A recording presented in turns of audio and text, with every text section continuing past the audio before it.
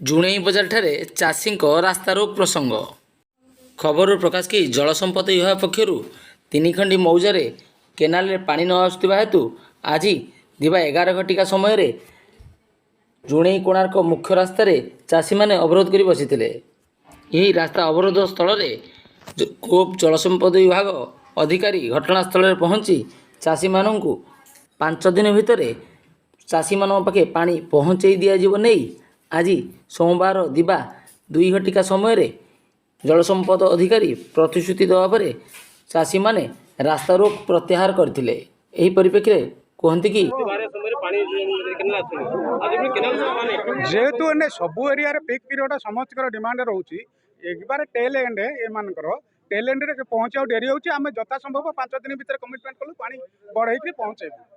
Commitment कलु tell and हो problem hopper मुंडे सब माड़ी चलुची माड़ी सारा पर आस्ते आस्ते तौक आसूँ एने 5 दिन भितर आम से बढ़ेबू ये देखुं तो समस्या तो टेल एंड पिक पीरियड रहे प्रोब्लेम आटा रहे सब जगह टेल एंड रुए केनाल सुविधा जहाँ रहा रही राइन पानी आसूँ केमती टेल एंड जो सीना पानी आसी पारुनी। हाँ ठीक अच्छे प्लीज।